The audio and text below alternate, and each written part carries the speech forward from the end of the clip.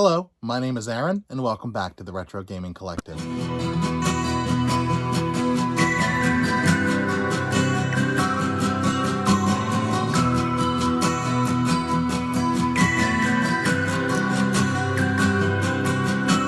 I want to give you guys a little bit of a channel update.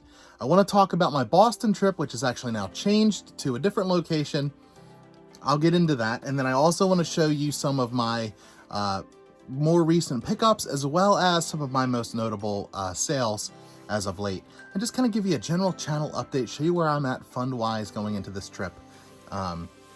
It's going to be really, really cool, and I am super, super stoked for it. So yeah, lots I want to cover with you guys, so let's dive in. So first, talking about my trip. I am currently sitting at about $980, so I'm very, very close to my goal. I'm really hoping to kind of surpass that at this point because I'm only a month out. I'm actually more than a month out from my trip. So my goal was $1,000 and I have earned that in no time. Sales have been insane. I've had some really big sales and just generally a ton of them. I have sold probably about 75 to 80 games over the last month. It's been pretty crazy. I'm shocked. I've been grinding so hard. So I want to show you some of the things that I picked up here, and then I'll tell you more about the trip and how that's changed. I think it's changed for the better. I'm very excited for this. But first, the way I'm going to do this is kind of break it down by system here. Let me grab here. We'll start with the PS3. So I got a ton of PS3 games. Some of these have already sold, but I want to go through them because there are some sleepers in here, man. First of all, we got Plants vs. Zombie. I paid $15 for this. It's up for sale for about $25 right now. Not a huge profit margin on this, but worthwhile for me because they sell pretty quickly. We got Alice Madness Returns for the PS3. This one's actually a sleeper too. I ended up picking this up at GameStop for $20, and it sells in the $35, $40-ish range. So this one is still currently available. Then I went to a store called Second and Charles. You guys have heard me talk about this all the time. And I picked up this copy of Harry Potter and the Deathly Hallows. This is actually sold. I think I sold it for about $25, something like that. So waiting to ship that out. These next few I actually sold as well. We got WWE 2K14. I've actually sold this one a bunch of times already. And I don't know why, but it's one of the more expensive WWE games for the PS3 specifically. I think I paid $5.95 for this, and I sold it every time for $20. Always $20. Super easy sale. But yeah, keep an eye out for this one. It's definitely worth picking up if you can find it for cheap enough. Now this one is another GameStop pickup. I actually just sold this one about an hour ago. Now I paid $70 for it, so not a huge profit margin, but I know it's something that sells very quickly, and I still, to this day, do not understand it because I've sold this a bunch of times and it's always within 24 hours of putting it up. And that is NCAA 2014, and it is disc only, and I sold it for $101. Why someone's willing to pay that for this game, more power to you. Whatever you like, go for it. But $101 for a football game? I mean, whatever. But yeah, let's move on and see what else we got. Now, the next two games I'm going to show you are from one specific location. My wife and I and the baby went to the beach for the weekend, and I did a little game hunting, and I ended up stopping at a store that I've gone to a bunch of times.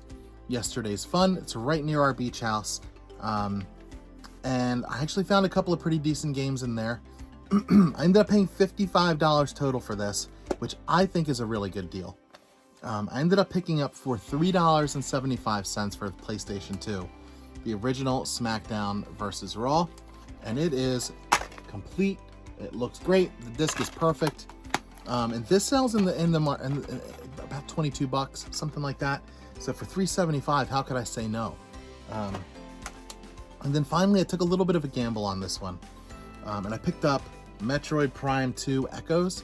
Now you can see the case is pretty funky, but I paid $50.75 for this. This goes for around 75-ish, something like that, but it's complete. It's looking real good. But yeah, so I'm gonna pick up this game for 50 bucks every single time. Again, it's a little rough looking, but I am going to do a case swap. We're gonna be right as rain with this one. I love that store. It's tough to catch them slipping. They kind of are a jack of all trades, but a master of none. So tons of toys, card games, board games. I mean, action figures, Pokemon cards, video game. I mean, all kinds of stuff, all kinds of nostalgic fun.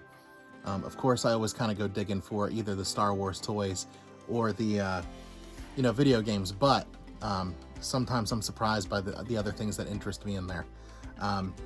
Okay, so next I'm going to show you some PlayStation 2 pickups, some recent sales. This one actually just sold. This is Xenosaga Episode 1. I think I sold this for about $35, which is a pretty decent deal for whoever picked this up. I think it goes for in the 40 range. This one actually sold as well. We got Legacy of Kain series Soul Reaver 2. And this game is complete, and it did sell. It's in great shape. I had to do a case swap on this one too because it had stickers all over it. That's why it's always good to have like a backup set of cases, just to be safe, because situations like that, or like Metroid, you want to be able to swap them out for something a little nicer. And then of course, this one was super nostalgic. I think I paid $2.95 for this, and it is Outlaw Golf 2. It's sealed, and it's still got a Toys R Us sticker on there, man. Like, how nostalgic is that? Every time I see that, I think it's super cool. Seeing that, or KB Toys were big in my area. I don't know what it was like for you guys, but all of those are really cool. It's always fun to find a sealed PS2 game, even if it's like shovelware like this. Outlaw Golf is, but I'm gonna pick that up for like $2 or $3 every single time. Got 4 more games I want to show you here. I actually just sold this one. This is Mortal Kombat 3. I picked this up at the pawn shop. I already made my money back. If you remember, I did. I bought like, 10 games or so for $80, and I've already made my money back. So this one was all profit. That is going out the door. And then at Second and Charles again, I picked up 2 copies of Need for Speed Most Wanted U, and I already sold one. Now I have one left here, and I paid $8.95 for both of them each, and they're complete. So still waiting on this one to go, but the other one's already sold and shipped and delivered. And then I got 2 more final sealed Wii games. Now always keep an eye out, because I ended up paying not a ton for either of these. First we got Narnia, Prince Caspian. I think I paid like $4 for this, and it goes in the 20 range. Doesn't sell often, but for $4 I can spend that and let this one sit for a bit. No big deal for me. So I got that, and then I also picked this one up. This one I actually did today. It was the only thing I picked up today. And that is Walk It Out. This one's sealed. I was surprised. They had this on sale for about $12, but it sells for $30. So I have this one up there for $30, and again, it is sealed. $12, I can spend that and be pretty comfortable. So that's everything I picked up. All right, so let's talk about my trip a little bit here. I'm gonna tell you about my plans. As I said, I'm sitting around $980. So I'm right in the range of my goal. I do have this here, so you may hear me stop here and there. I'm on baby duty tonight. And she's not been sleeping wonderfully, but getting better. We're getting there. So yeah, let's talk about the trip. So I was originally planning to stay in the city of Boston. However, I opted to change and stay in the city of Salem, Massachusetts, which is about 45 minutes north, give or take. And the reason that I decided to do that is because I'm going by myself. I'm not a city guy at all. I love visiting cities, but I love coming home at the end. I'm super close to Philadelphia, so maybe like 40 minutes or so from where I am. And we go up relatively, frequently. But cities are they're a lot for me. They're very overwhelming. And I honestly, you might look at me and say like, who's gonna bother you? But I don't know. I feel like I would be more comfortable staying in a small town like Salem versus staying in the city of Boston by myself and kind of moving around the city, and I would just feel uncomfortable after dark. Be that what it may. I might be a baby. I don't know. But I switched up to Salem because I was going to go up there anyway. And here's why. This is why Salem's going to work out better for me. So Salem, the hotel that I'm staying in, it's right on the main drag of Salem. So all of the cool touristy things are right there on the main drag of Essex Street. And literally right down the road is a store that was already on my list called Game Zone in Salem. It's literally a 4-minute walk from my hotel, 0.4 miles, right down the road, which is super cool. And then, so let me start over. So that's where I'm moving. I'm moving to Salem from Boston. Now, my travel's up.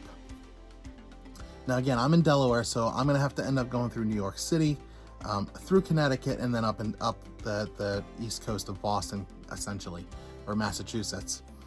So I planned out a route going from New Haven, Connecticut, and another town, and I found some games, like some game exchanges, some retro game pluses, a few other little stores here and there, and I'm going to make a day trip out of it on the way up. So I'm going to do game hunting in Connecticut on my way, and then I'm going to stop in Boston and hit the couple of stores I wanted to hit there. Then I'm going to go up to Salem. Now, Salem is actually only 45 minutes away from the Maine border up in Kittery, Maine. It's the oldest city in Maine. So I'm thinking about going up to Maine, driving up there for breakfast real early, because you have to drive through New Hampshire and then into Maine. It's 45 minutes total. So I might go up for breakfast, come back through New Hampshire, stop at a Goodwill on the way back, do some thrifting, and then come back and do all the touristy stuff that day in Salem. Now, I'm not sure that I'm going to do that. I'm still thinking about it. And on the way home the next day, it's only a 3-day trip. On the way home, I'm going to stop and go out of my way, stop in Providence, Rhode Island. I reached out to the guys over at Rhode Island Game Hunting, RI Game Hunting. Really cool dudes. They gave me some store recommendations. We actually talked about meeting up. So we'll see if that happens. I want to reach out once I get in there, see if they want to meet me at some stores and we can, kind of catch up and say hello. But I found some really cool stores thanks to their recommendations in Providence. And then I'm just going to work my way back home. So all in all, I think I'm going to be stopping at like maybe 15 game stores, countless thrifts, all kinds of stuff on my way to and from.